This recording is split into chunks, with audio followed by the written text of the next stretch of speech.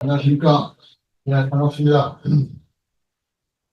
오늘 그 말씀을 같이 나눌 주제는 한미 동맹을 드렸습니다. 그래서 한미 동맹 하면 이제 그 주한미군, 또잘 아시는 이제 그런 분야가 돼가지고, 우리가 이제 주한미군 얘기할 때는, 에, 미군 가라, 양키 고금, 뭐 이렇게 해서 이제, 미군에 대해서 또 그냥 성명을 필요 없고, 그럼 완전히 당연히 이제 우리가 그 물리치하죠.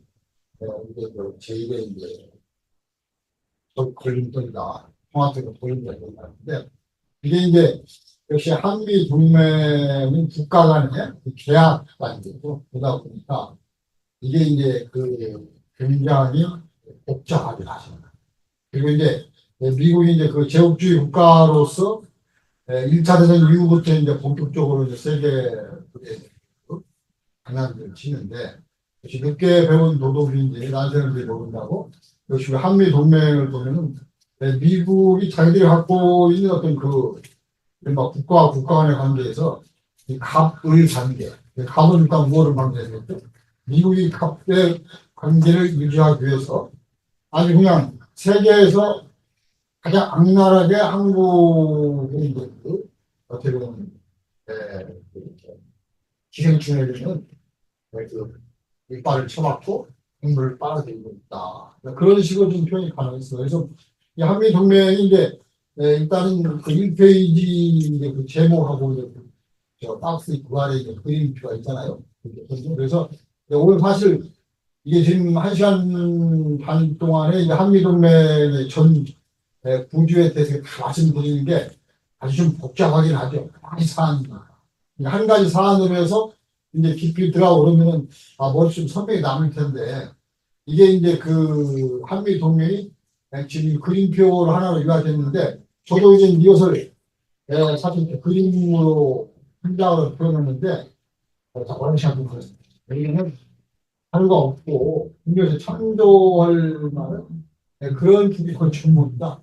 정부 자료도 없고 학계에서도 거의 손을 놓고 또뭐 보다 보니 뭐 외국에는 더 없겠죠. 그래서 이 지금 한미 동맹이 어떻게 그 우리가 심각하게 군사적인 주권을 미국에게 이제 그 잠식당하고 있는가 하는 것이 이제 그 상세하게 현장으로 알기 쉽게 이렇게 표시드린 건데 이것만 좀 자세히 기억하시고 그리고 앞으로 한미 동맹할 때도 이 도표를 좀 기억하시면서 요즘 부분 살펴보신다면은 전반적으로 좀 이해가 좀 훨씬 되실 거예요. 예를 들어서 지금 뭐 한미 동맹하면은 한국과 미국 관계인데 예를 들어 지금 전쟁이 벌어지고 있는 그 이스라엘과 그 가자 지구에서 이스라엘과 미국의 동맹 있잖아요.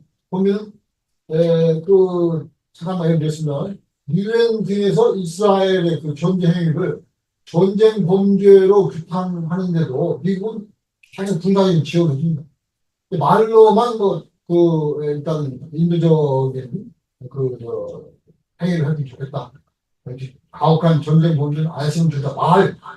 그러니까 우리가 이제 하나의 그 행동을 얘기할 때 우동수가 있겠잖아요. 2번, 2번, 3번 할 때. 그래서 미국의 이제 대외적인 외교 국방 정책의 1번은 국가 이익입니다. 미국 국가 이익.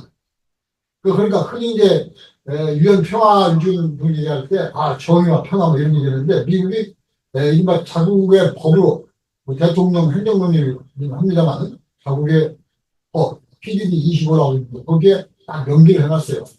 미국의 해외 파병 외교 국방 정책의 1순위는 미국의 국익이다. 그리고 평화와 정의 등은 그 이유다. 그러니까 지금 이스라엘의 그 미국 관계 말씀드렸지만 미국의 2차적인 중동 전략의 목표는 이스라엘이 승리하고 이스라엘이 계속 건재하면서 미국의 이익을 이른바 실현하는 데 도움을 주는 거예요. 다른 중동 국가는 미국이 실현하지 않습니다. 그러다 보니까 미국이 가자지구라든지 레바논 지역을 공격하고 또한 계속적으로 무력으로 일단 승기를 잡는 식으로 도와주는 거예요. 지난번에 뭐 레바논이라든지 하지몰라에서 미사일을 쐈을 때 미국이 자국의 이제 함대를 동원해가지고 그 미사일을 교추하잖아요. 그러니까 미국은 1차적으로 이스라엘 관계에서 봤을 때 미국, 북이 1번이다.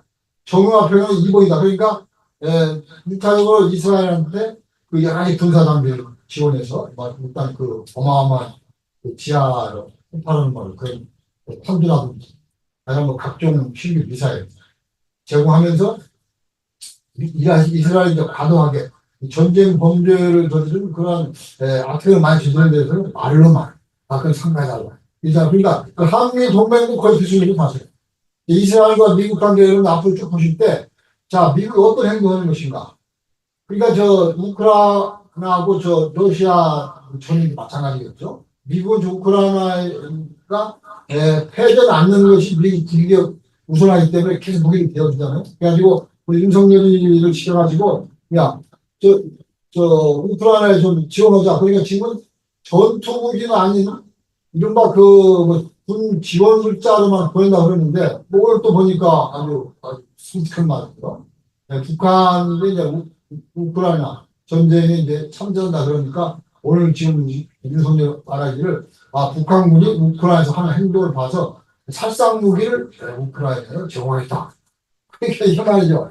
그러니까 이런 부분이 보면은 지금 이제 그 한국이 미국의 어떤 그 군사적인 그 식민지 이 속국이라는 걸 해서 한 몸덩어리가 되니까 한 몸덩어리.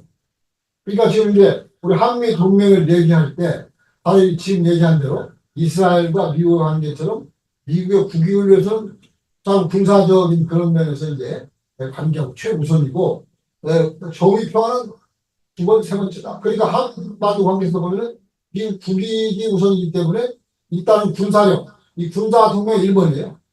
그 다음에 정의 평화 이건 2, 3번. 그러니까 남북 간의 평화 교류 협력이라든지 평화 통일은 미국의 국익에 봤을 때는 그건 고려사항이 아닙니다. 한미 동맹에서 그것은 어떻게 보면은 차례 우선순위에 보면은 차례 보랬동 말통인데 가 있고 1번은 미 국익 수호예요. 그래서 이게 그림표로 지금 설명했습니다. 그래서 같이 보시죠. 잘 미국 대통령을 피셨습니다. 이쪽 쭉 내려보면은 왼쪽 좌측에 한국 대통령을 피셨습니다. 그죠? 그러니까 한미 동맹 관계가 일단 그 양국 대통령이 군 통수권자예요. 그러니까 이제 이 군은 국방부 장관 아래 이제 뭐 참모총장이 있습니다만 최고 명령권자는 대통령이다. 그러니까 예를 들어서 이제 그 미국의 경우를 드는데 저는 이제 해외 파병했다. 아프가니스탄 파병했다. 거기에서 미국이 당한다. 철군 대통령 결정. 그러니까 이게 우리나라도 한미 동맹도 마찬가지. 그래서 미국 대통령이 보면은 한반도에서 미국의 군 통수권자로서 미 국익을 수호하는 말이죠. 이른바 장치를 해놨는데 그것이 보면 주한미군 가운데 해놨잖아요. 그 다음에 한미연합사령부 왼쪽에 해놨습니다. 유엔군 사령부 오른쪽에 해놨습니다. 그러니까 이게 보면은 미국 대통령이 말이죠. 주한미군 사령관의 상관인데 주한미군 사령관이 이게 3개 군, 한미연합사, 주한미군, 유엔 사령부의 사령관 하고 있어요. 그러니까 이게 무슨 영국 무대도 아니고 말이죠. 일단은 하나의 실전은 국가 그 군사관계에서 이렇게 한 사령관이 세계 사령관의 모자를 쓰고 버티고 통제하는 나라는 전 세계 아마 세계 역사상에서 이런 경우는 한국이 최초고 아마 유일할 겁니다. 그래서 이게 지금 이게 왜 그러면 미국 대통령이 주한미군 사령관에게 세계의 사령관 모자를 쓰고 한국을 통제하도록 했을까? 이거 보면 말이죠. 한미연합 사령부는 우리 한국군 60만 명이 미군하고 해서 연합체제를 형성했는데 그 사령관이 주한미 사령관입니다. 그러니까 우리 지금 60만 국군은 이 한국 대통령이 통수권자가 아니에요. 행정명령합니다만은 전시에 그 명령권자는 주한미군 사령관이고 그 위에 미국 대통령입니다. 그렇기 때문에 지금 우리가 지금 한반도에서 지금 그 남북 간에 시끄럽잖아요. 뭐 오물풍선이다 무슨 대부분 전단 폭포도 해가지고 시끄럽면서 지금 뭐 남북 간에는 서로 핵으로 죽는다고 합니다. 북한 자책을 지고 남한 북에 대해서 미군 행보를 주겠다. 그러니까 지금 이게 한반도 말이죠. 개국이래, 강국이래. 이렇게 서로 같은 민족끼리 다 전멸시키겠다 하는 것도 한 유사일에 최초로 생각하는 처참한 상황이죠. 그런데 이 상황에서 한국 대통령은요, 이 사실은 일단 우리가 한반도에서 군사 상황이 벌어진다 그러면 즉시 말이죠. 이 그 작전 지휘권이 미군 사령관으로 되어 있어요. 지금 평시에는 작전 지휘권이 한국군에 있어서 한국 대통령이 통수권자가 되는데 전쟁 상황. 예를 들어서 지금 윤석열이와 무슨 국방부 장관 여러 군 관계자들이 얘기하잖아요. 자, 북한이 도발하면 원점과 주익을 파괴해서 완전히 북한 정권의 중마를 도와주겠다. 이건 완전 사실 거짓말이죠.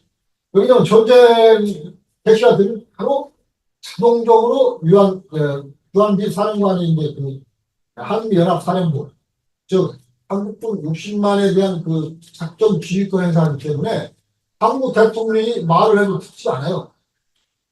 그러니까 이게 지금 우리 대통령이라든지 군 관계자들이 북에 대해서 얘기를 하는 것은 말이죠. 어떻게 보면 지금 심하면 가짜 뉴스는 가짜예요. 실현성이 없고 그리고 실제로 존재할 수 없는 그러한 상황을 얘기하면서 국민에게 거짓말하고 있는 것인데 이 중요한 것이 야당도 거기에 대해 실제로 얘기를 안 합니다. 우리가 지금 이 남북한 간에 군사 충돌이 벌어졌을 경우에 결국 미국의 이해 관계에 의해서 전쟁이 진행될 것이다. 그런데 대통령이 북한에 대해서 지휘부와 작전 원점까지 다 박살을 내겠다 그랬는데 그것은 미국이 안 하겠다면 안 하는 거예요, 사실. 근데 그 부분에 이제 바로 유엔군 사령부가 그 역할을 지금 하고 있다는 말씀 드릴 수가 있는데 유엔 사령부는 뭐 아시는 바와 같이 유엔의 기구가 아닙니다. 이것은 1950년도 6.25가 발생했을 때 유엔 안보리에서 미국에게 야 당신들이 말이지 유엔 기를 사용을 하는 조건에서 다국적군을 만들어서 당신들 마음대로 해봐. 이렇게 해서 유엔군이 만들어졌어요. 그러니까 전에 이라크를 미국이 공격할 때 다국적군을 만들었잖아요. 이게 마찬가지입니다. 유엔군은 미국 대통령이 작전 지휘권을 갖고 있는 미국의 국방부 산하단체예요. 근데 유엔 기를 이제 걸기 때문에 마치 유엔의 정신을 구현하고 유엔의 어떤 통제를 받는 것처럼 우리 정부가 행동하잖아요. 최근에도 윤석열 정부 들어가지고 6.25 참전했던 유엔군 참전국가 십몇 개국의 국방부 장관을 서로 잡으려다가 잘 내리고 그리고 또 거기서 여러 가지 됐죠. 이 하나는 다음에 또 한반도에서 제6.25 같은 전쟁이 발생을 여러분들이 또 참전해 주세요. 그렇게 지금 관리하는 거예요. 그래서 유엔이 말이죠. 한반도에 얘기를 하는 것처럼 또 국민에 대해서 착각할 수 있는 말을 계속 내놓는데 이것도 사실은 가짜뉴스죠. 유엔군 사령관은 주한미군 사령관이에요. 그리고 주한미군 사령관 아까 말대로 미국 대통령이 통수권자입니다. 그러니까 이 유엔군 사령부가 있습니다만 주한미군 사령관이 지금 연합사령관실에 있다가 잠시 유엔군 역할 이쪽 와서 모자 쓰고 하면서 이 역할을 하는 거예요. 그래서 이게 지금 유엔군 6.25 때 어떤 일이 했는가 보면은 앞으로 한반도에서 전쟁이 났을 때 어떤 역할을 할 것인가가 그대로 증명이 됩니다. 그러니까 이제 6.25 전쟁이 났을 때 이제 이른바 유엔군이 북진을 하잖아요. 그래가지고 이제 평양을 점령하는데 그때 이제 이승만이가 쫓아갔어요. 그래가지고 이제 평양 시민들을 모아놓고 우리가 여러분들 해방시켰습니다라고 얘기를 하겠다 하니까 당시 유엔군 사령관이 누구였어요? 배가다 있잖아요. 걔가 반대한 거예요. 여기는 지금 북한의 우리가 점령한 지역은 유엔 관할이기 때문에 한국은 관할이 아닙니다. 그래서 지금 이승만 당시는 대통령으로서 그 평양시민에게 얘기할 수가 없습니다. 아니, 엄청 다퉜어요. 이 결론은 어떻게 하느냐? 개인 자격으로 그럼 얘기하겠다. 그래서 이승만이가 평양시민에게 말이죠. 개인 자격으로 여러분을 해방시키는 얘기를 했어요. 그러니까 앞으로도 지금 유엔군 사령부가 지금 계속 버티고 있는 것이 지금 예를 들어서 이제 남북 간의 전쟁이 납니다. 이제 예를 들어서 한미연합사라든가 이런 데 좋습니다. 여러 가지 군대 형태가 북진해서인데 북한 지역을 점령했다 했을 때 그때는 유엔군 사령부 관할로 들어가는 거예요. 통일이 되지 않습니다. 그러니까 윤석열은 지금 뭐라고 하냐면 자 북한 너희들 말이지 저기 하라고 해. 우리가 너희들 정권 박살내고 우리가 자유민주주의 체제해가지고 북한을 통일하겠다. 그 말도 안 되는 소리가. 그러니까 통일 문제는 말이야. 미국이 생각할 때 그것은 미국의 국익에 부합하지 않으면 북한과 남한이 통일 정부가 수립될 수 있도록 하지 않겠다는 거예요. 그건 6.25 전쟁 때 그때 이미 이승만이 보여줬거든. 근데 윤석열은 계속 그 얘기를 합니다. 지금도. 자, 북한이 이번에 장난치면 우리가 통일을 초월치 않습니다. 말이 됩니다. 완전히 가짜였습니다. 여기에 대해서 또 야당이 얘기를 하지 않아요. 그리고 이른바 진보 정당도 입을 다뭅니다. 언론도 입을 다뭅니다. 저도 이거는 이 진보 언론 일부 여긴다만 너무 분통이 터지고 애석한 일인데 진실을 알려서 어떻게 보면 국민이 알아야 될 거 아니에요? 국민이 주권자인데 헌법을 보면 이쪽가 전부 다 국민이 주권자로 되어 있는데 지금 이제 우리가 이 헌법 사항 공부할 때도 국민이 말이죠. 주권자 역할을 못하잖아요. 외세인 미군이 아까 말씀드린 대로 전시 작전권을 가지고 있고 자, 북한 지역에 대해서는 자기들이 일단 관할 통제권이 있다고 지금 얘기하고 그러면서 이렇게 미국이 말이죠. 한 사령관에게 모자를 지금 세 개를 쓰는 주한미군 사령관, 한미연합 사령관, 유엔 사령관 모자 쓰게 해가지고 이 통제를 하는데 이게 지금 아까 봤을 때 찍어봤을 때 얼마나 불친절한 거예요? 한미연합 사령관은 한국군 60만 명을 미군이 이제 전시에 지휘를 하게 돼 있으니 한국 대통령은 완전히 이건 허방입니다. 식물 대통령이건 완전 허방이죠, 그죠? 근데 지금 마치 무슨 굉장히 역할을 하는 것이냐, 지금 허세를 부리고 거짓말하는데 야당이나 언론 또 시민사회단체가 얘기를 한다. 이게 지금 굉장히 비웃겨요. 그래서 이제 이 주한미군이가 또 잠깐 말씀을 드려야 되는데 이 주한미군은 본 말이죠. 주변에 근거가 밑에 쭉 내려가면 한미 상호 방위 조약을 있었어요. 한미 상호 방위 조약. 그러니까 한미 상호 방위 조약이 보면은 1953년에 정전협정이 맺어진 후에 이게 만든 겁니다. 그러니까 이 만들어진 계획을 잠깐 말씀드려야 되는데 이제 53년도 이제 7월 달이 가까이 오면서 이제 정전협정이 터져들 가능성이 있다 보니까 이승만이 활방을 합니다. 만약에 정전협정을 맺게 되면 중국군과 중공군과 북한군이 남한을 순식간에 괴멸시킬 것이다. 그래가지고 미국의 대통령한테 스파이를 보내면서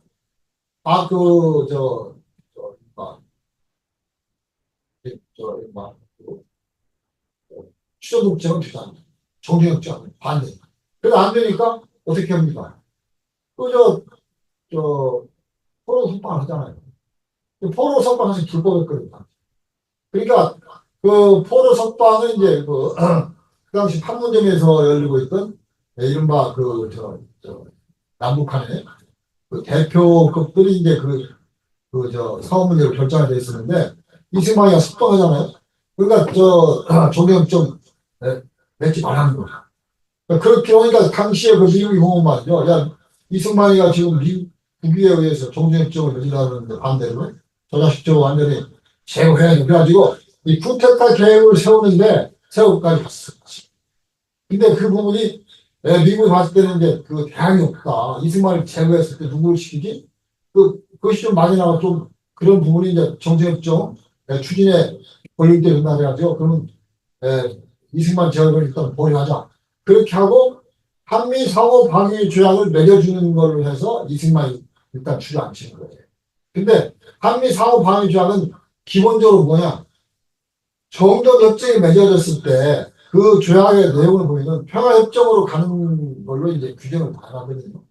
근데 바로 이제 상호 방위 조약은 그 평화협정으로 그 전환되는 것을 저지하기 위한 조약이에요, 조약. 왜냐하면 그 상호 방위 조약에 대해서 미군의 말이죠.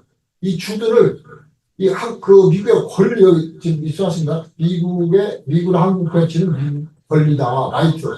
로 이제 해놨기 때문에 정전협정이 맺어진 하더라도 이른바 정전협정 당사자인 그 유엔군에 미군이 빠지면서 미군은 계속 주둔하는 거예요. 그러니까 북한 쪽에서 볼 때는 아니 미군이 지금 그 유엔군으로 와 있는데 쟤들이 계속 주둔하면은 평화협정이 이게 되는 거야.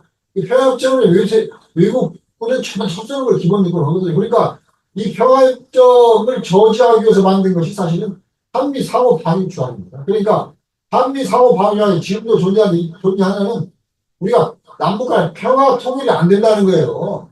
그러니까 이제 주한 미국을 어떻게 할 것이냐. 그러니까 거기에 대해서 전에 보면 이제 그 80년에서 보면은 야 북한에서도 김일성 중앙미군 주둔을 매수했다고 하더라.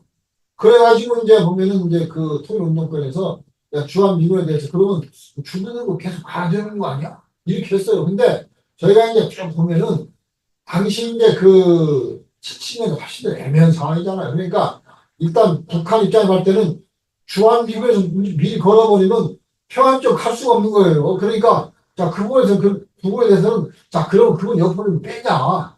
그래가지고 주한미군의 주둔에 대해서 북한도 계속 허용하는 거 아니냐. 그렇게 얘기했었는데 저희가 보면 기본적으로 평화협정은 외국군은 다 철수를 하는 것으로 해서 양측이 자, 그러면 평화협정 맺은 뒤에 일방으로부터 공격을 당할 위험이 없다. 위험이 없는 것은 외국군이 없어야 된다는 거예요. 그래서 이제 이런 부분에 좀 우리가 엄격하지 않은데 어찌거나 좀 시간이 없기 때문에 상호방위 설명을 다시 하겠습니다. 그래서 이 상호방위 4조가 보면 미국의 한국의 주한미군을 배치하는 권리를 하는데 이른바 외국군 주둔에서 말이죠.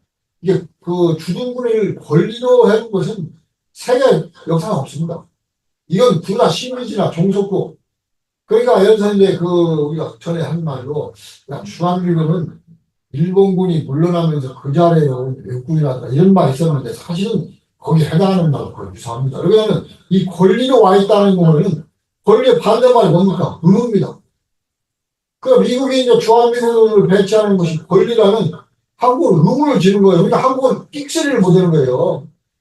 그러니까 소파로 해가지고 지금 그 주한미군의 기지와 시설을 이제 제공하고 그다음에 주둔 미군의 그 방위비를 분담하게 돼 있었는데 사실 이 부분이 보면 미국이 이제 슈퍼 강이고 우리가 의리다.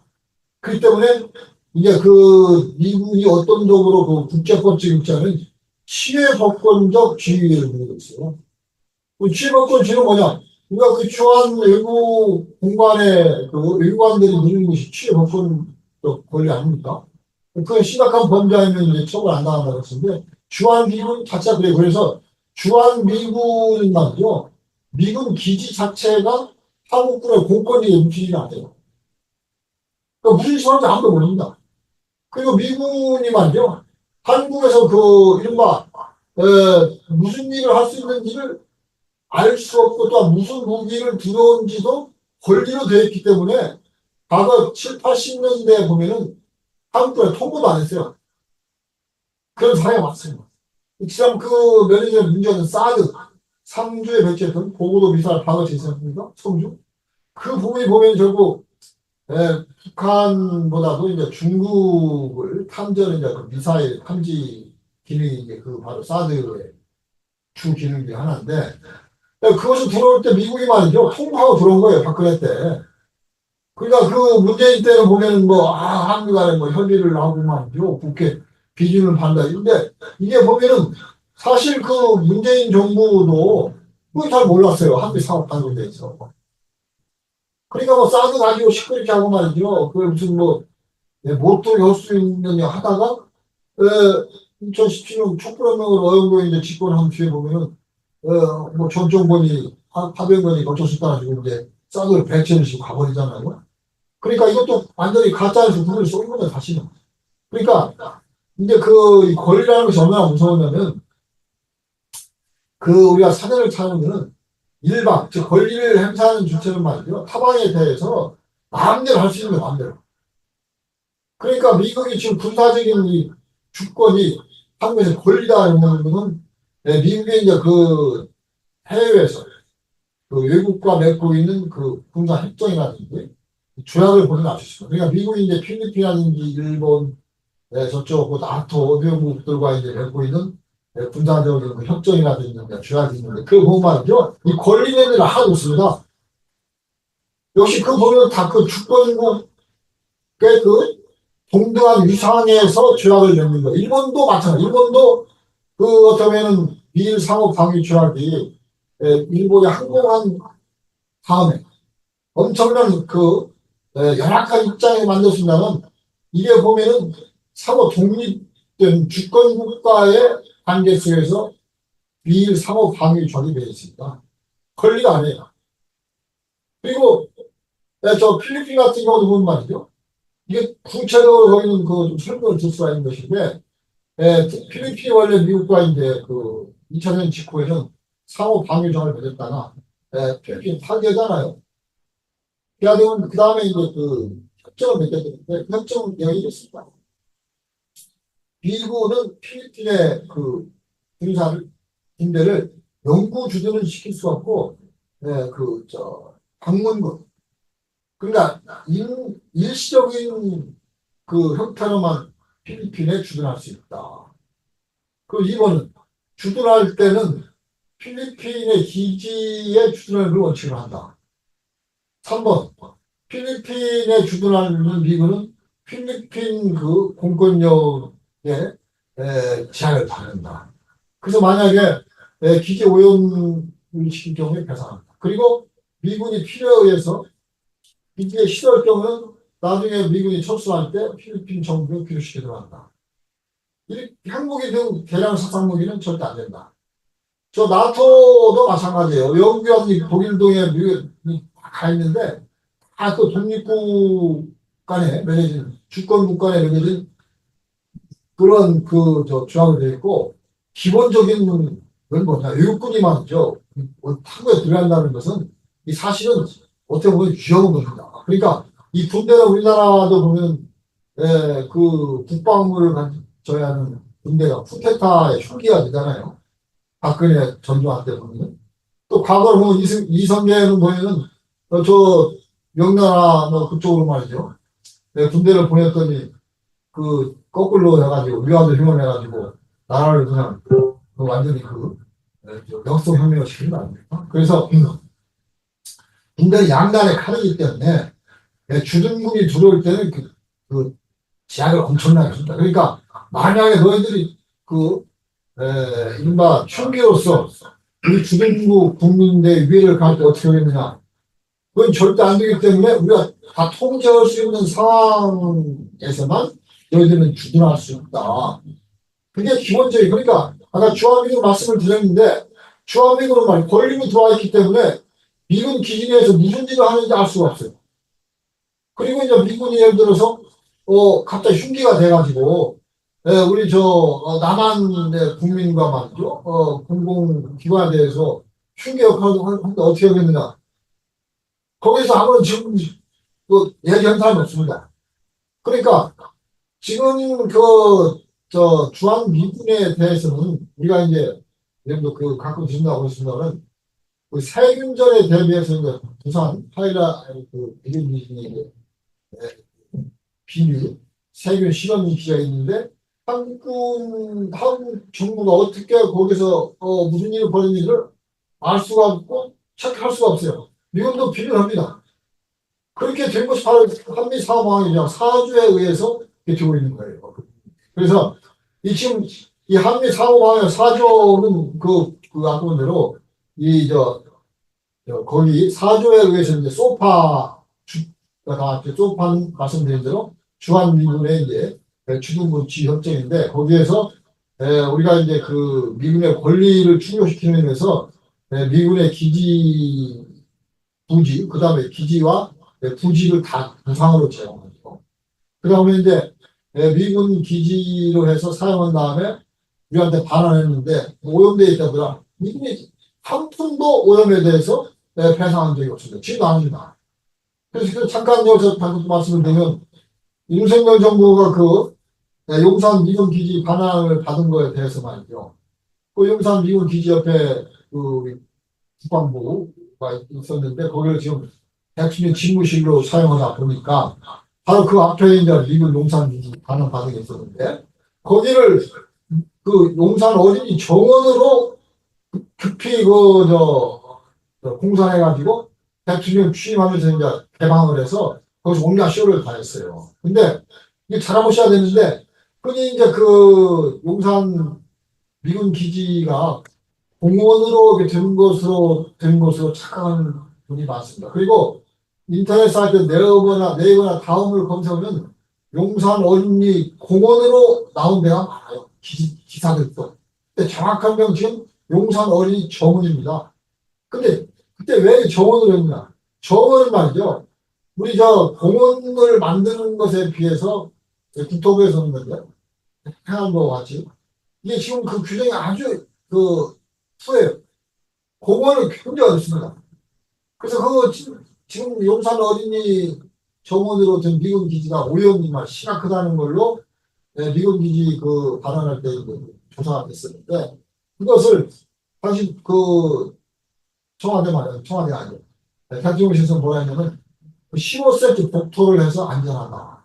근데, 오염된 것이 복토했다고 그것이 사라집니까? 비만 오면 이거 다 수사를. 그래서 지금 엄청나게 오염된 기지에다가 복토를 해가지고, 정원을 해가지고, 온갖 행사를 다 합니다. 그래서 지금, 한미 간에 돈독한 유대관계를 강변달아지고, 거기에서 윤석열 정부에서 온갖 행사를 다 하는데, 거기가 다 오염 기지면 지금 그 국민들 오염시키는 거예요. 자라나는 어린이들도 또 오염시키고. 지금 이런 식으로 해가지고 한미 상호 방위 지금 악용이 되는데 지금 이제 거기에서 주둔기를 말씀 안 드릴 수가 없는데 원래 이제 소파를 이제 만들 때는 주둔비는 미국이 부담하는 걸 했었어요, 사실은. 그랬는데 이제 그 90몇 년도에 소파 규정에서 이제 옆에다가 꼽아가지고 이제 주한미군 주둔비를 한국인에 분담한다고 여기까지 왔는데 바로 이제 한미 상호 방위 조약이 미국으로 봐서는 뽕도 먹고 알도 먹고 다 먹는 거예요 지금 다시. 그래서 지금 이제 위로 좀 한번 올라가야 되는데 쭉 올라가면 미국 대통령 바로 옆에 선제 타협권이 있습니다. 북에 대해서 이제 선제 타협권을 행사할 수 있다는데 사실 미국이 자체 법으로 보면 미국 헌법 2조 또 한 대 무력 사용 권한인 AUMF라는 법에 의해서 미국이 북한에 선제 타격을 할 수 있습니다. 근데 이 선제 타격은 말이죠. 아까 말씀드린 미국 해외 파병이 미국의 국익을 우선한다고 했잖아요. 여기 나온 대로 미 국익이 평화 정의의 우선입니다. 그렇기 때문에 미국은 미국에 의해서 북한을 선제 타격하겠다는 거예요. 근데 이 선제 타격 미국 헌법 2조와 무력 사용 권한은 타국과 협의하는 그런 조항이 없어요. 그러니까 훨씬 가까워하고 무서운 것이 미국의 선제 타격이 90년대부터 검토했는데 이쪽에 대한 한국 대통령 있잖아요. 한국 대통령과 협의한 적이 없습니다. 한국 정부와 협의한 적이 없어요. 이게 미국의 법에 대북 선제 타격을 검토할 때 검토할 때 미국 대통령, 한국 대통령 회담한다. 그 미국 법에 어긋나는 거죠. 미국 법치에 맞지 않는 거예요. 그러니까 저 한국 국민으로서 두려운 것이 뭐냐면 미국은 지금 보면은 북한에 대해서 그 지금 북한이 대륙간 탄도미사일로 미국을 공격하려고 한다. 그래가지고 이제 그 최근에 북한에 대해서 말이죠. 그 저 미국의 핵 전략에서는 최고 단위. 미국의 그 핵 전략이 3등급을 되어 있는데 1등급은 전술, 그 핵무기 사용 단계. 제2단계는 말이에요. 전역 핵무기 사용 단계. 전이라는 것은 동북아, 중동, 유럽, 이 권역으로 나눠서 옵니다. 제1단계는 뭐냐? 미국의 본토가 공격받을 경우에 이른바 세계 전략. 그 미국이 제일 우선하는 거죠. 그러죠?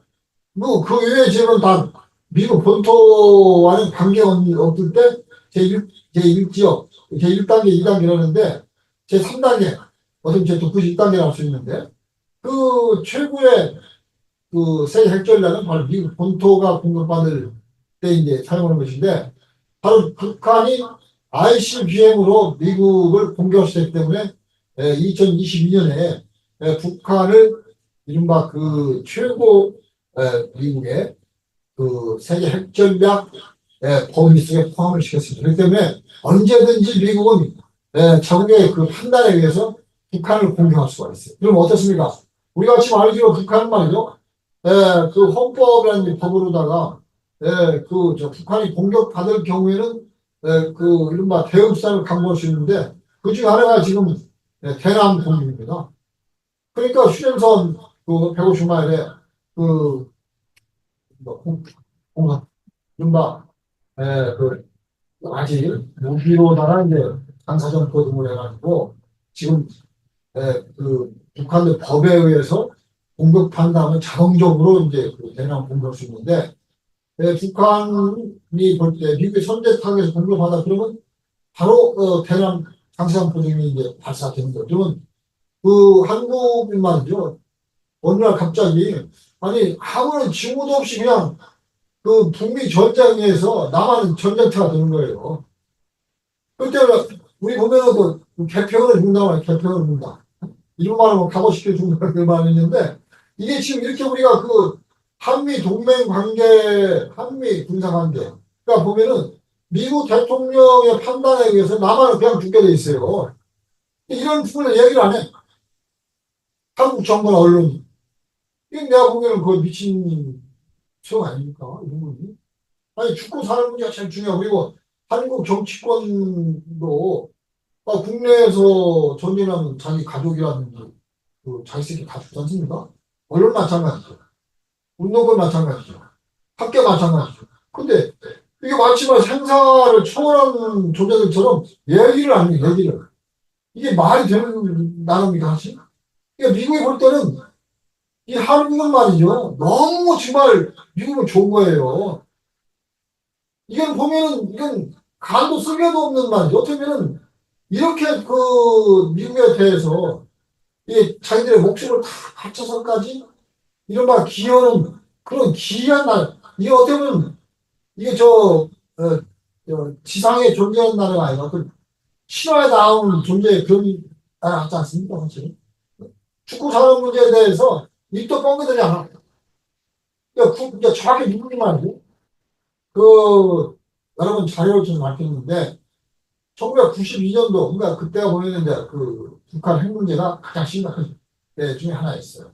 그때 이제, 제네바 합의동이 파기가 되고, 그 다음에 이제 92년째 유엔이 이제 그 육자금시가 됩니다만은, 그 제네바, 북한 핵에 대해서, 그때는 한반도 핵 문제였죠.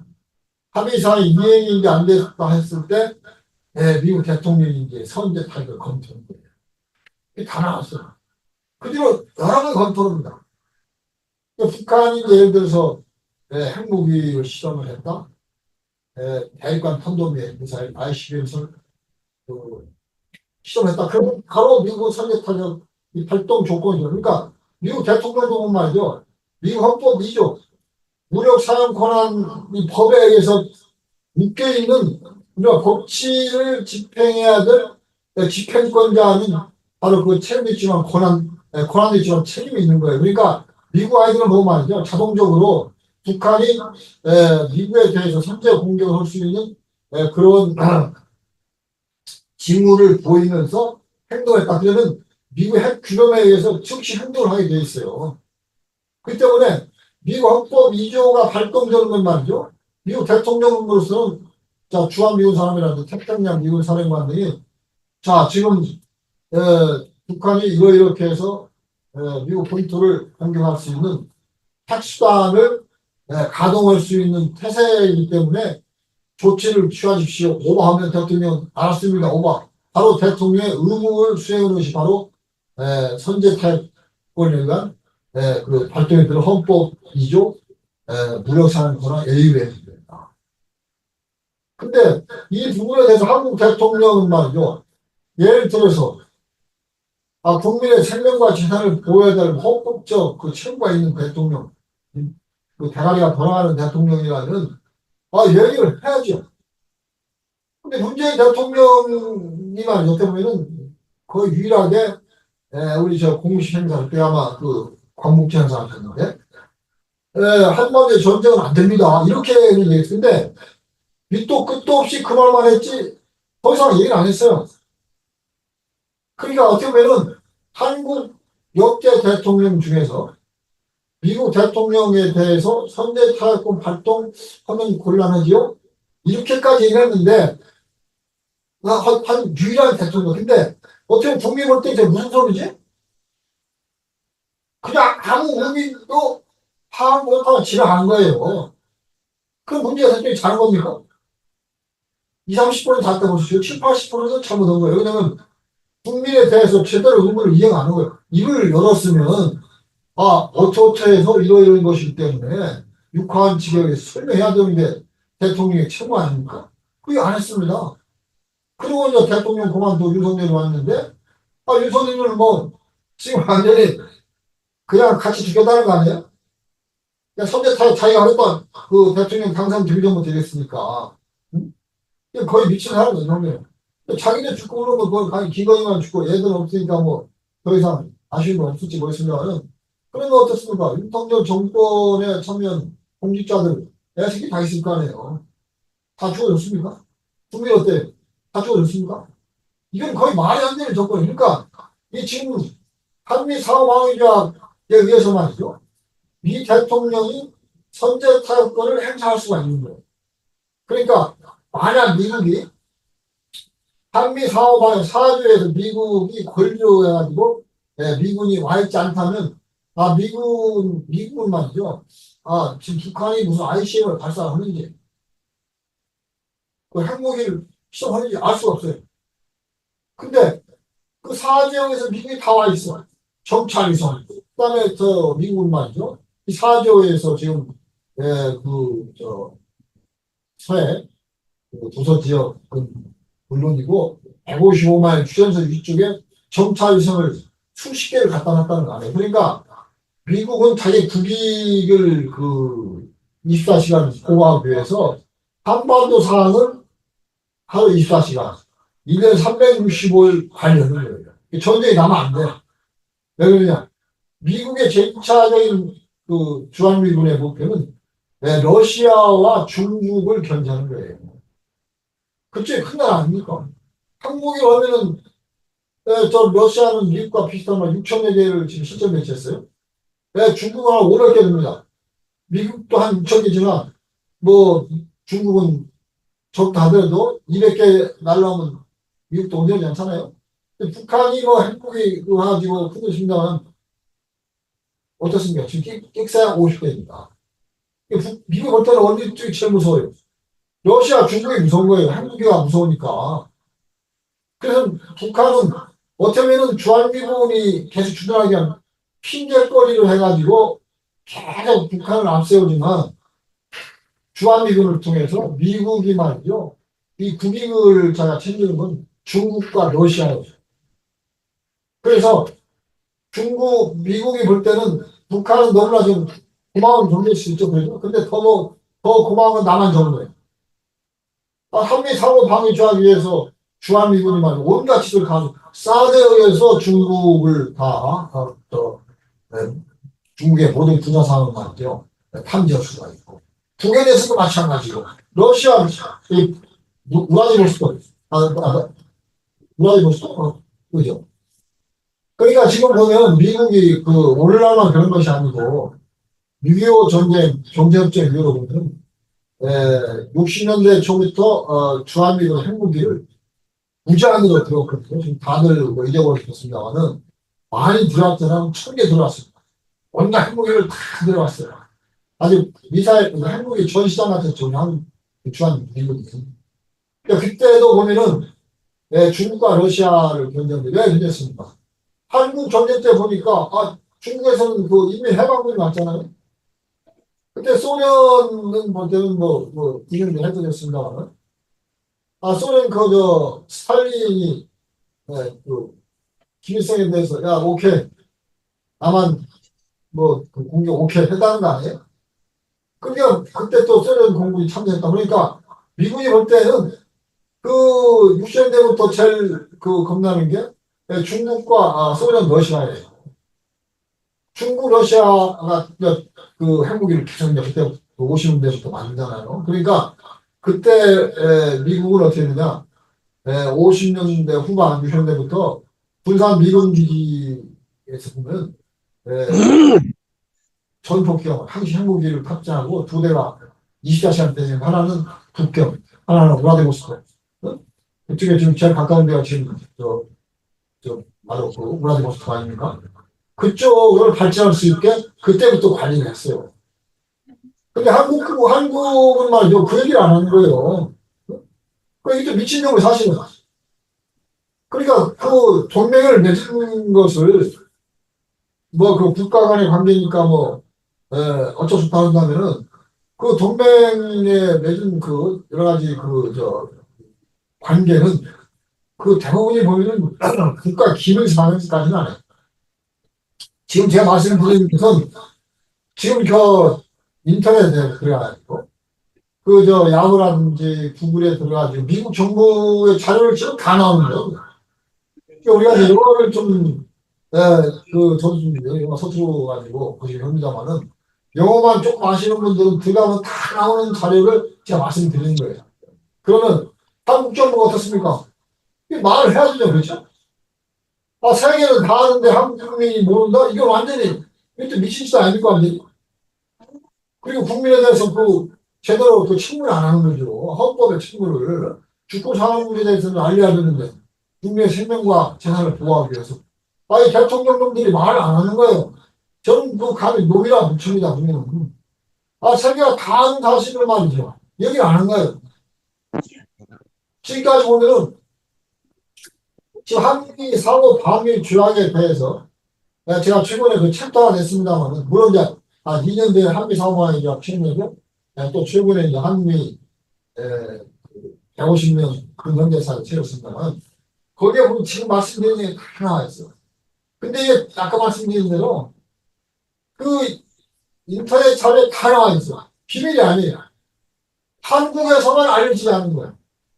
제가 지금 책을 내서 통탄스러운 것이 뭐냐면 한미 상호 방위 조약에 대해서 우리가 지금 이른바 1945년 정부 수립 이후에 많은 정부들이 거쳐갔잖아요. 이른바 진보 정부도 거쳐갔는데 어느 정권 하에서의 정치인이나 언론인도 한미 상호방위나 사조를 얘기는 안 하는 얘기한 적이 없어요.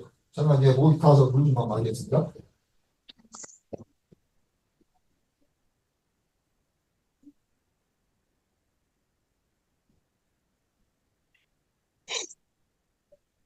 그러니까 진보 정치인이라는 사람들도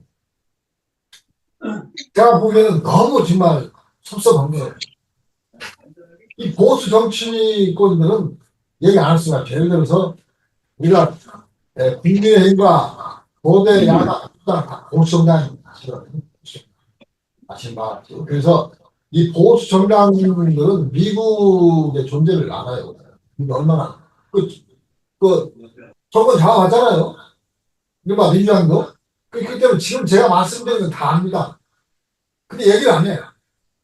그러면 중소 저 진보 정당 있잖아요. 내가 뭐저 명칭을 뭐 말씀드려도 그렇지 모르겠습니다만 정의당 통합진보당 이쪽은 말을 해야지 그렇지 않습니까? 명색이 진보정당이라는데 국민의 말이죠.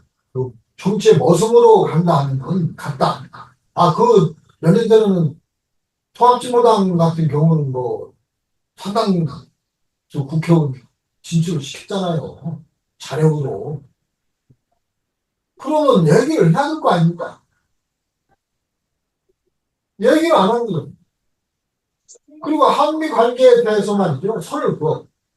한미 상호 방위죠. 미국의 말이죠. 한국에 부장인 권리. 이걸 안 열어. 이 나쁜 정치 아닌데 나는 솔직히 진보정당들이 저는 개인적으로 더 좀 섭섭해요. 원망스럽고. 그러니까 보수 정당들은 민주당이라든지 국민의힘은 말이죠. 45년 정권 수립부터 뿌리가 다 했는데 악행을 많이 저질렀어요. 민주당도 예를 들어서 조동환 3, 4년 때 그때 반대 목소리 안 했습니다. 드린 얘기는 말이죠. 밤에 자유당하고 민주당하고 축제 만나가지고 개탄을 합니다. 당시 언론 어느 쪽도 조동환 선생 3, 4년에 대해서 이 제기하지 않았어요. 그 흉악한 역사가 있습니다. 사실은. 그러니까 통합진보당 몇 년 전에 해산 시킬 때 대법원하고 헌재하고 판결이 어긋났잖아요. 완전 그건 개판인데 그 무덤 상태 아닙니까? 그 상태에서 헌재가 통합진보당 해산할 때 민주당 국회에서 판이 안 있잖아요. 이 정당입니다, 사실. 그런 정당들은 바로 뿌리를 봤을 때 지금 미국의 이른바 한미 동맹을 통해서 상전으로 와 있다. 지배로. 일본군 대신 왔다라는 말도 아닌 거예요. 정면으로 와 있는 거예요, 사실은. 지금까지. 얘기를 안 한다. 이건 엄청난 불가능한 배신 아닙니까? 마치 진실을 얘기하는 말이죠. 진보 정당인 것이 하면서 얘기를 안 해.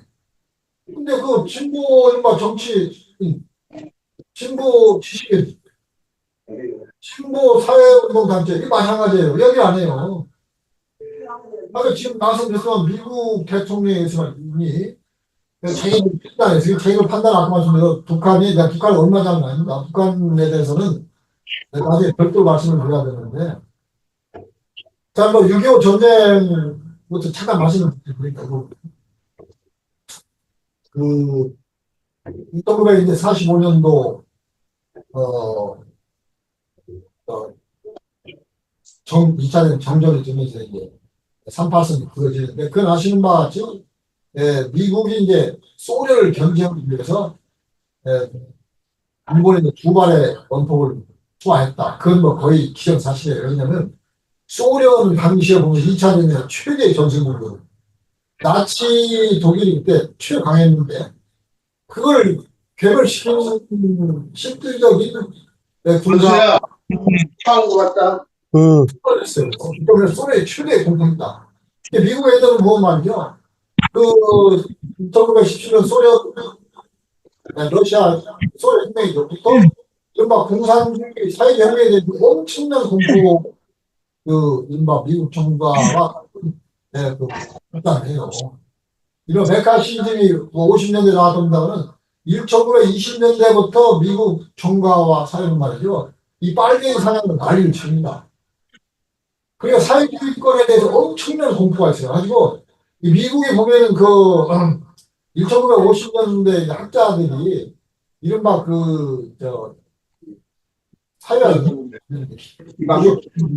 그게 뭔 말이죠. 이 막시즘에 대항하기 위해서 만든 하나의 사회 이론이었어요. 보면은 이른바 경제 그러니까 하부 상부를 말이죠. 저 혁명으로 이끌 수 있다. 혁명이 무슨 교육이 준다는데 미국의 그 구조 경제 뭐냐면 미국 사회는 자체적인 이른바 그 모순을 해결하는 정한 능력이 있다.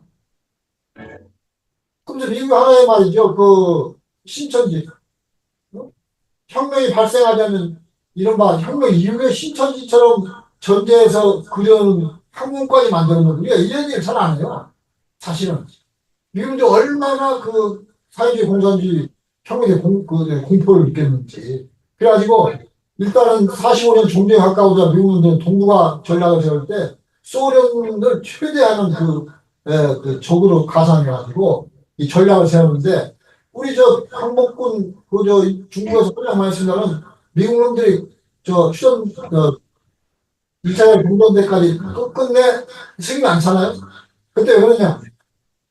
광복군들이 소련의 지원을 받아서 했을 것이 분명하기 때문에 그 광복군을 쓰기로면 이른바 그 남쪽, 한반도 와서 걔들이 그 주력 부도를 경우는 미국의 국익이 해전도 싶다. 그것이 바로 이제 3·8세월을 갖게 되는데 급기 위해서는 소련에 대해서 야, 우리 핵무기 있어. 너 까불지 마. 그게 무력 시위를 한 거예요. 소련이 그 무력 시위에 겁을 먹어가지고 사실은 이제 그 2차년 종전 유세자 종전 직전에 이제 관동부에서 선전 보고를 하고 이제 하는 그때 그 미국은 어땠어? 미국은 오키나와 있었어요. 미국이 딱 봤을 때는 오키나와 군이 본토로 일본 본토로 가야 되는데 본토로 가야 되는 말이 최소한 인정상 걸리고 시장이 소요됐지만 소련군 관동부를 말이죠. 일주일 내에 괴멸시킨 다음에 바로 원산까지 옵니다. 그게 일본까지 다 점령할 수 있는 태세였기 때문에 미국이 이제 벌써 38선을 북이 38선을 그어가지고 한반도 38선 플러스 일본의 말이죠. 북이 그 북방 4해선까지만 못 오고 일본 본토에 못 오게 한 거예요. 그게. 우리 근데 근현대 사회가 그게 아니잖아요. 일본은. 그러니까 이런 부분에서 좀 엄격히 하는 그러니까 45년에 미국군들이 올 때 아까 말씀대로 그 김구 주석 등이 개인 자격으로 들은 것도 보면은 야 너희들 중국에 있을 때 소련군 지원 받았지 빨갱이지 그랬던 거예요 사실은. 그러면서 이제 남한 쪽 이제 그 소련하고 이제 남한 한반도 단독 정부 협연도 하다가 그 바로 48년도 8년도부터 이른바 그 모스크바 3·4 회담이 이제 실패하면서 유엔을 정해가지고 남한 단독 정부 수립을 가는데 이게 보면은 바로 이제 남한의 그 친미 정권을 세우겠다 해가지고 이제 남한의 이제 그 이른바 친일 세력들 그자들을 사실은 미 군정이 전부 다 그 군과 경찰에 복귀를 시켰던 거 아니에요. 백선열이라든지 이런 놈들을. 그래가지고 이제 이승만이 딱 봤을 때 미국이 벌써 일본 본토에서도 그 일본 군국주의 때 관원들을 다 복귀시키고 일본의 식민지들 한반도에서도 미국의 관원들 그다음에 그 감동했던 놈들 그 박정희들 다 군대와 경찰에 복귀를 시켜서 이른바 그 권력기관으로 만드니까 그래 쟤들 같이 가야지 되지. 그래야 바로 이제 일본 부역 세력들과 이승만 정권이 탄생하는 거 아니에요. 그랬을 때 엑시즌 선언이 이제 1948년도 말에 나오는데 그게 왜 나오냐면은 나중에 좀 49년도인가요? 그러니까 미국 딱 봤을 때 49년에 중국의 모택동 혁명이 성공하는 거예요. 미국이 엄청 그때 정말 그 경악했어요. 왜냐면 이 미국은 장개석을 엄청나게 지원했어요. 중국이 모택동 공산 정권화하면 이건 큰일 난다 그래가지고 엄청나게 군비로 쏟아붓고 또 미군 해병대를 파병해서 전투를 했는데 결국 장개석이 패퇴해가지고 도망가잖아요. 그걸 보고 미국은 말이죠. 한국에 대해서 결론 내린 게 뭐였냐면 야 한국도 보니까 그 부패한 것은 장개석 정권 못지않아 이런 얘들은 아무리 퍼져도 결국 장개석군이 망한 것처럼 망해서 결국에는 정권이 망하는 건 시간 문제야. 그래가지고 엑시슨 라인이 거의 나는 거야. 한국 정부에 대한 제도는, 자, 이른바 정상적인 정부의 기능을 발휘할 수 없을 정도의 이런 황당무계한 부패 정권이다. 장개석 정권이 모택동에 패퇴한 것처럼 만약에 북한이 손다면 저는 바로 죽을 것이다. 그래가지고 거의 절망적인 상태에서 액션이 나옵니다. 그랬다가 이제 6.25 전쟁이 나게 되는데 그때를 또 잘 보셔야 돼요.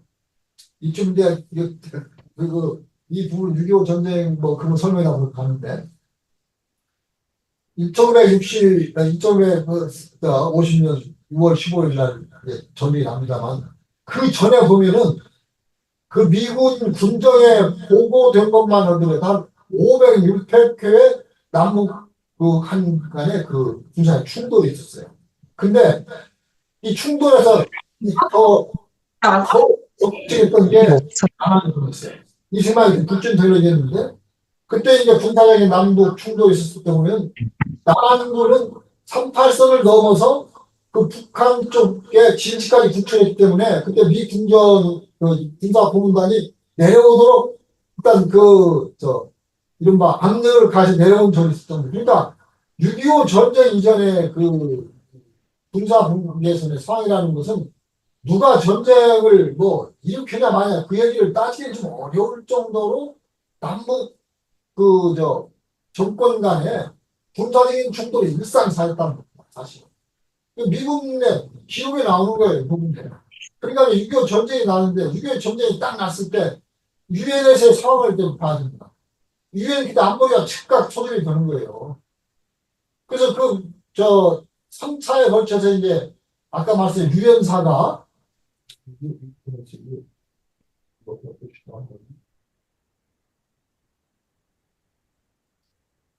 유엔군이 이제 1950년 6월 유엔사에서 안보리에서 결정이 되는 건데 그때 세 차례를 그 소련 대표가 불참했어요. 근데 이거는 사실 엄청나습니다. 만약에 소련 안보리 대표가 참석해서 거부권을 했다면 유엔군이 결정이 될 수가 없었습니다. 사실은. 이번에 지금 안보리에서 러시아가 말이죠. 북한 제재에 대한 감시위원회에 대표권 행사하면서 그러니까 지금 안보리의 대북 제재 부분이 말이 됐잖아요.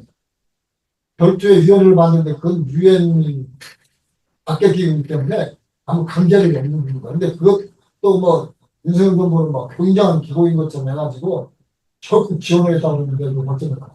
그러니까 그때 유엔에 말이에요. 안보리에 소련 대표가 세 번에 불참했는데 그때 왜 안 왔느냐면 이제 중화민국이 그때 유엔 안보리 대표였는데 중화민국 너희들 대표 자격권이 없다. 중국이 평화 천하 통일했기 때문에 걔들이 와야 돼 하면서 그 이유를 들어 불참한 거예요. 세 차례를. 그래서 유엔사가 발표가 이 부분 사실은 우리가 이 강대국의 이기주의란 얼마나 무서운 것인가를 하나의 사례를 드려야 되는데 우리가 한번 나누잖아요. 근데 그때 왜 스탈린이 말이죠. 안보리의 대표를 세 차례 불참시켰냐면은 이렇게 간단히 말씀드렸는데 북유럽, 동부 유럽의 유성 국가를 많이 만들잖아요. 그러니까 딱 소련이 전 세계 지도를 놓고 봤을 때, 자, 미국이 핵무기를 만들었는데, 자, 쟤들이 말이지, 한반도에서 전쟁을 하도록 묶어 온다면, 유럽은 내가 먹을 거야. 그런 계산하에, 유엔에서 말이지, 미국이 난리치면서 유엔사 만든다 했을 때, 불참해서 통과돼서 했다는 거예요. 그러니까 이것은 남북에서 당시 소련의 필요권, 거부권 하나면 안보리가 통과된 거예요. 이게 통과됐습니다. 그러면서 이제 미국은 이제 보면은, 이제 그때 그 유엔에서 난리를 친 것이 서울 말 3일 만에 함락되고, 그리고 한국군을 보니까 이건 완전히 군대도 아니잖아요. 그냥, 그냥 이건 오합지졸을 해가지고 3일 만에 막 이승만이, 이자는 서울 사수한다는 방송해놓고만 한강다리 폭파에 얼마나 많은 양민이 죽었어요.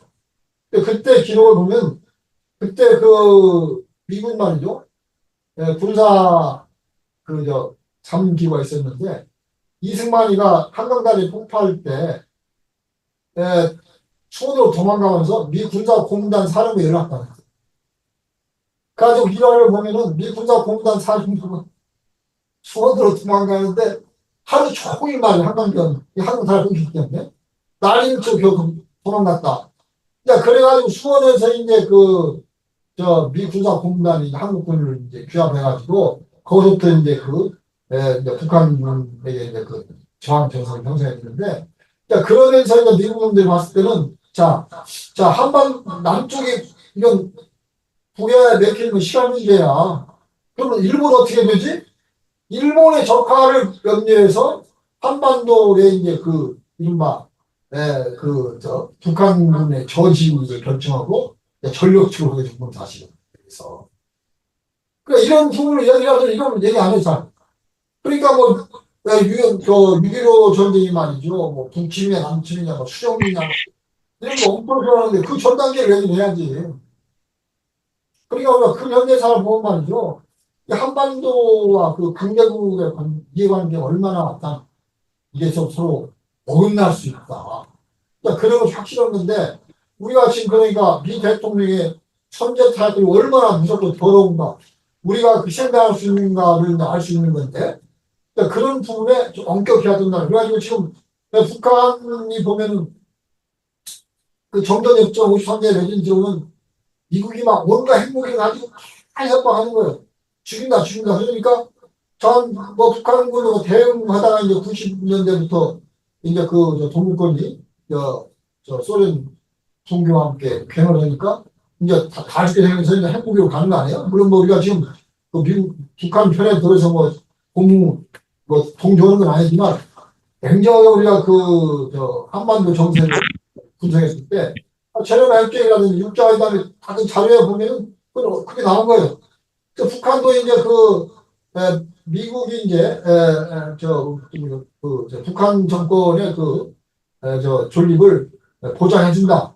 그러면은 뭐 핵무기 안 해가지고 무슨 영변 시설도 폭파하고 막 별짓 다 하잖아요. 근데 합의한 다음에 미국이 이행을 안 해요. 자금들을 그렇지 않습니다. 그러니까 그런 게 이행하는 걸 보면은 역시 이행해가지고 예를 들어서 그 이유를 시나리오를 받겠죠. 자, 북한하고 수교를 한다. 미국이. 그러면 주한미군 어떻게 해야 되지? 예를 들어서.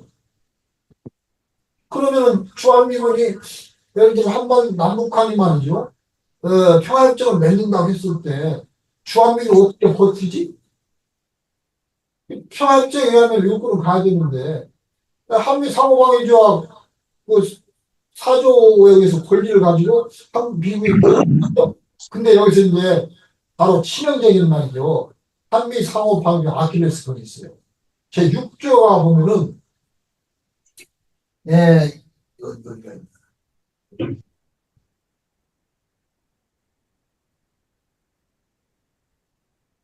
여기 있네. 한국 대통령 이 제1조 하단에 보면 유일한 대미 군사력 활동 자원은 한미 상호 방향 6조다. 이 큰 자원의 자원, 큰 시스템, 한미 상호 방향 6조는 말이죠. 이 양자가 한미가 원할 경우 타방에 이 조약 폐기를 선언하는 1년 뒤에 자동 폐기를 얘기했어요. 아무 조건이 없어.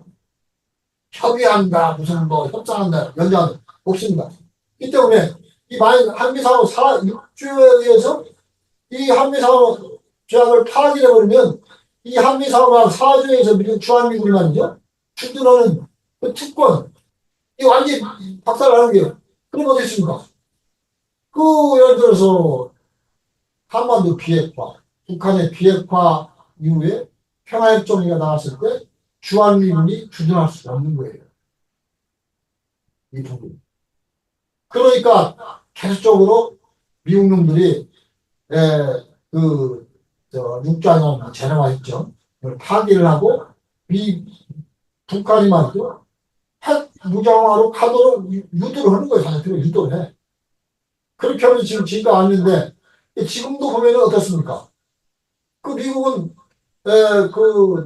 지금 한반도 주한 미군이 아까 말씀드렸잖아요.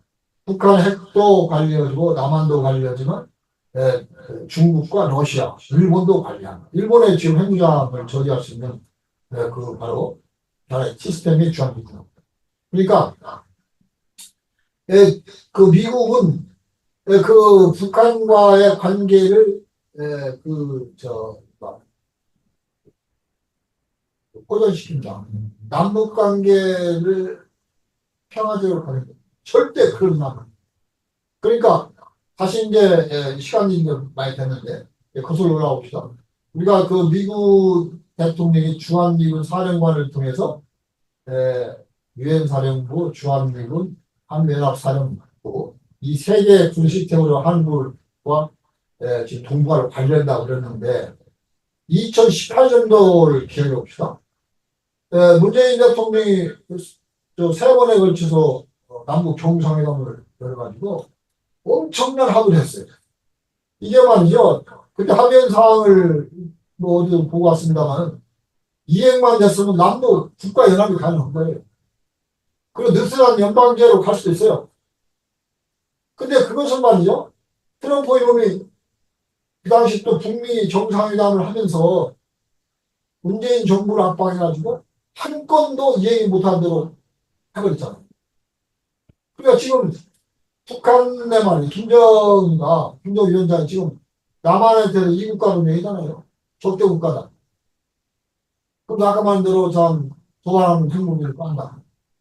그렇게 하는데 지금 그 북한의 김정은 하는지 그 김정은 여동생 말이죠. 이 남한한테 할 연구를 했어요. 없어요. 한번 보십시오. 엄청난 증오와 남한에 대한 저는 원한이 사무쳤어.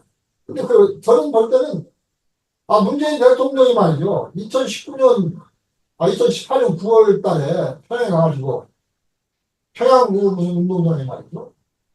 평양 시민 10여만 을 모아놓고 7구간 연습했습니다. 감동적으로. 우리 앞으로 평화통일로 갑니다. 여러분. 평양 시민 여러분. 우리 다 같이 모시죠. 남북하도록 합시다. 난리 났잖아요. 그때 평양. 그러니까 죽어봅시다. 2018년은 지금으로서 6년밖에 안 돼요. 김정은 위원장 볼 때는 객관적으로 볼 때 완전 공부가 된 거 아니에요? 남한 대통령 불러다가 말고 온갖 하루 다 하고. 자, 육상, 해상, 공상, 육해공으로 사업을 해놨어요. 한 건도요. 개성공단, 금강산도 말이죠. 정상화 안 했어요. 그리고 문재인 대통령 돌아오면 어땠어요? 사관 미국의 무기를 역대 정권에 비해서 최대한 많이 사들인 거예요. 계속 업계에서. 그러니까, 일단, 문 대통령이 볼 때는, 문 대통령에 대해서 우리가 국민이 볼 때는, 누가 뽑아준 대통령 아닙니까? 못났든 잘났든. 그러면 그 문재인은 국민에 책무가 있는 거예요. 남북 정상회담도 국정에 연장에 때문에 책무가 있죠. 이해 안 되는 거에 대해서 얘기를 해야 할 거 아닙니까? 대통령 직무기한도 한 번에 나눴어요. 최근에 무슨 남북관계 얘기를 해요? 윤석열 너 잘하고. 내가 볼 때는 말이죠. 가서 뺨을 한 10대 때려 죽었어. 야, 문재인 너 말이야. 2018년에 왜 그 남북 정상회담 세 차례 떵떵거리면서 해놓고 이해 한 번도 안 했어. 아는 거, 미국이 너 죽이려고 했나 모르겠는데, 아는 건 좋아. 이유를 국민에 밝힌 게 책무야, 너는. 안 하잖아요. 그 초기에 때 임종석이가 말 최근에 이국가로 넣으면서 무슨 남북 평화는 제껴놓고 어째. 이거 완전 개소리예요, 개소리. 걔가 문재인 때 비서실장 안 했습니까? 남북관계 정상회담을 때 준비위원장 했어요. 다 알지? 2018년도 왜 이 얘기가 안 돼요? 그럼 미국이 어떻게 압박을 가했나? 얘기가 나올 수 있는 거 아니에요? 지금도 나는 그 요구를 해요. 문재인 당신은 말이야. 2018년도 남북 정상회담에 대해서 국내에게 정확히 밝힐 책무가 있다. 임기가 끝났다 하더라도. 미국이 어떻게 했는지. 너는 어떻게 해서, 너 그 정부는 왜 안 했는지. 정부 같은 제대로 된 사주 정부는 미국이 그때 트럼프인데 압박을 가한다면, 아, 대놓고 말을 해야 할 거 아닙니까? 대통령이 보면 장관이라도 말이죠. 응? 야, 이렇게 미국이 이런게 부당하다. 나 3편에 얘기했지만, 나 얘기를 홍당했다. 이런 놈 있어, 한 명 있습니까? 지금도 그런 놈이 없어요. 나 농자 붙인다. 왜냐면 그때 또 그 문재인 정권에 많이 강변학자로 했던 뭐 문화무개혁 무슨 어디 교수 시끄러웠잖아요. 요새도 뭐 시끄러워. 그 다음 또 통일부 장관 했던 뭐 아무개혁. 얘기도 안 합니다. 딴 얘기 많은 거야. 정함기, 정함기 전장. 이건 말이죠. 제가 보기에는 정말 국민을 기만하는 거예요. 진짜 자기들이 말이죠. 뭐 이렇게 그 똥똥거릴 때 아니면 똥똥거린 정권에 깊숙이 개입됐을 때 다 보고 들었을 거 아닙니까? 그 진실을 해서 말이야. 국민이 얘기하는 것은 그것을 국민의 범죄인데 얘기 안 하고 문성도 너 잘하는 거예요. 그러니까 지금 뭐 얘기가 거의 마쳤습니다. 한미 동맹과 남북 관계 얘기할 때 이제 결론은 뻔하십니까? 2018년 남북 정상회담을 돌아볼 때 문재인 대통령이 2018년 그 사태에 대해서 이심 직고를 하지 않으면 하루 상당 기간 남북 정상회담은 불가능합니다. 김정은이가 원래 정권 연장할지 모르겠습니다만 유지할지 모르겠습니다만 북에서 유담하려 하겠어요? 절대 안 합니다. 그러니까 그리고 이제 한미 동맹에 대해서 지금 누가 얘기했습니까? 이게 지금 미국은 한국 정부와 협의 없이 북한을 타격할 수 있는 권한을 어디든 행사할 수 있다는 것을 공지해 놓고 있는 사실을 한국 정부나 정치인들은 공개를 해야 돼요. 그러니까 국민이 언제 죽고 살지 알지. 이 정도 뭐 정부가 있습니까? 사실. 말도 안 되는 거 아니에요? 그래서 우리가 지금 제 얘기를 마칩니다만은 한미 동맹이 있는 한은 남북 간의 관계 정상화 될 수가 없다는 것이 2018년 남북 정상회담 때는 확실히 입증이 된 거예요. 그러니까 윤석열 뭐 변호라는 게 아니라 윤석열 입장에서 볼 때는 어떻게 했어요? 저자가 그 서양제는 뉴라이트예요. 그러니까 북에 대해서 또 정상회담 하자? 그 정신 나간 놈 아니고 얘기 모릅니다. 그러다 보니까 에라 어쩌면 남북 간의 최악의 경우로 치닫는 거예요. 정상회담 얘기 진짜 안 꺼내고 미국에만 붙어가지고 우리가 한 번처럼 하는데 이것도 거의 미친 짓이 아닙니까? 이건들이. 그러니까 우리는 정치가 말이죠. 이 보수 진보 할 것 없이 거의 다 미쳤어요. 미쳤다고 제가 미쳤다고 할지 모르고 그냥 미쳤다고 했는데 근데 저는 이제 자료를 보고 마셔요. 자료를 보고 그러니까 지금 말씀드리는 것에 대해서 이제 여러분들이 앞으로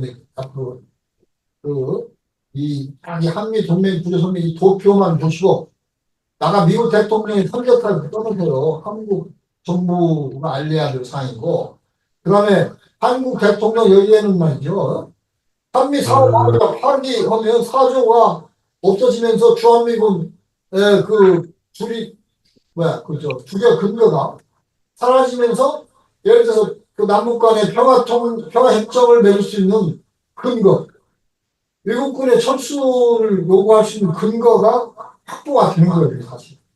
저도 이제 이런 부분은 오늘 이제 강의 때 처음 말씀드려요. 왜냐면 이런 말씀은 하여간 이 책으로 내야 되는데 이 책까지 내는 건 뭐더라고 하는 책을 안 냈어요, 사실은. 그래서 오늘 이제 귀한 자리인데 오늘 제가 지금 아까 말한 대로 미국 대통령의 선제타격 대북센터이 남한 정부와 국민의 큰 협의 사항이 아니고 그것이 또한 미국의 법치다. 한국 대통령 미국의 법치를 존중하려면 예를 들어서 한국 법치를 존중해서 국민에 대한 책무를 다해라. 그리고 그 한미 관계에 대해서 한미 동맹에 대해서 말이죠. 한미 상호 방위 조약이 노예 조약이 뭐 그것이 국가 식민지라면 6조 발동을 해서 뭐 이게 폐기를 하든지 아니면 뭐 다시 만들든지 그건 국민이 원하는 데 해야 되는데 그렇게 좀 볼 수 있다는 것을 알려야 된다. 또 진보 정치권 아마 통진당이 무슨 뭐 정의당 말 간판만 건지라고 이런 얘기 안 하면 간판 나는 내려야 된다 그런 거 사실. 그리고 시민사회단체들도 이 부분에서는 국민의 요구를 해. 저는 그 한미 관계 얘기할 때 주한미군 대선 앞에 가서 뭐 미군 철수, 평택기지가 아주 미군 철수 이렇게 얘기하는 것은 그 좀 인터넷 시대에 보면 말이죠. 그 가성비하고 같다고 생각합니다. 그 대통령한테 아까 얘기하셨잖아요. 그렇죠? 이 법치에 의해서 국민이 생명과 재산이 걸려있기 때문에 얘기를 해야 돼요. 대통령한테 매일 말이죠. 일단 접수를 시켜야지. 그 정당에도 접수를 시키고. 뭐 이재명이 뭐 잘한다고 그러는데 거기다 얘기를 해야죠. 응? 한동훈이 얘기하고. 그 다음에 무슨 뭐 이쪽 진보 정당 쪽도 얘기를 하고. 그리고 미국 대통령에 대해서도 지금 AI에 들는 말이죠. 그저 영문 번역은 A4용지 뭐 10장, 뭐 1분도 안 걸립니다. 공문 만들어가지고 보내는 거예요. 유엔에도 보내고. 옛날에는 이거 번역을 하면 다 돈 들고 힘들었는데, 지금은 그러니까 우리가 가성비를 높이기 위해서 말이죠. 한국 대통령, 미국 대통령, 한국 정당, 그 다음에 미국 정당, 한국의 학계 시민사회 단체, 이런 부분에 대해서 이렇게 좀 우리가 오늘 말씀드린 바를 갖다가 전달하고 투쟁했을 때, 이건 투쟁도 아니죠. 어떻게 보면은 정당하게 국민에게 그 권익을 주장하는 거기 때문에 정말 시급하게 해야 되거든요. 마지막에 말씀드릴 거는 미국 놈들은 말이죠. 북한에 대해 지금 전략 핵무기 온갖 걸 다 동원하는데 ICBM 전략 대륙간 탄도미사일은 안 들어가 있어요. 그걸 잘 하셔야 돼요. 왜냐하면 그걸 발사한 말이죠. 미국에서 발사해야 되는데 다 중국과 러시아 그 영국을 지나기 때문에 그게 되면 3차 대전이 발생한다고 그래가지고 그건 뺀 거예요. 그러니까 이 부분도 가장 중요한 거예요, 사실은. 미국 놈들이 지금 말이죠. 뭐, 거꾸로 뭐 전략 폭격기 오산 미국이 내렸다 그러고 무슨 전략 핵잠수함, 핵항공모함 왔다 그러는데 핵 탄도미사일, 대륙간 타면은 얘기 않잖아요. 이런 거 서로 얘기를 해야 됩니다. 그러니까 그 강대국의 이해관계는 우리 지금 한반도 이해관계가 치열지가 않아요. 윤석열이가 그 미친 사람이라는 것이 같이 동맹해가지고 미국에 대해서 무슨 참전용사 사용하면서 막 절하고 하는데 이건 완전히 세계가 볼 때는 야, 저건 무슨 여기 유령의 나라에서 합니다. 이런 말이야. 정말 어떻게 지하세계에서 만나면 그렇게 놀릴 거야. 또 야당한테도 놀려. 한국 학계에 대해서도 놀려. 한국 언론에 대해서도 놀려. 그러니까 지금 한국 진보 언론에 대해서도 여러분들이 정말 그 준엄하게 편집국장 상대로 해서 공문 보내시고 해가지고 야 너희들 앞으로 진보 언론 얘기하지 마라. 진보 언론 지금 한겨레 무슨 뉴스타파 MBC 난리치다는데 얘들 난리치지만 내가 보기에는 한미동맹 희의자도 얘기를 안 해요. 이게 무슨 말이죠. 국민의 생명과 재산을 보호하는 말이죠. 국민의 대변자의 말이죠. 언론이 아니에요. 제가. 언론인들도 자기들 처자식도 있고, 니가 진짜 전에 나면 다 죽는 거예요? 근데 얘기를 안 해. 미국 놈들아, 이런 놈들 야, 쟤들은 알면서 왜 얘기 안 하지? 미쳐서 그런가? 아니면은 쟤 정신이 돌았나? 아니면 도산가? 제가 지금 마지막에 너무 험한 말씀 나왔는데, 여러분들도 제 충격을 이해해 주시고, 다른 건 다 지금 말씀드린 것은 이 자리에 다 나와 있습니다만, 이 한미 동맹 구조 설명 도표만 자세히 들여다보시고, 여기다 이렇게 지금 말씀드린 대로 이렇게 좀 외면하시고, 만약 의문사항이 있으면 나중에 우리 이제 조사를 좀 통해가지고, 저한테 연락 주시면은 뭐 제가 또 답변 드리겠습니다. 그러면 장시간 제 주변 있는 말씀 들으시면서 감사한 말씀 드리고 그냥 마치겠습니다.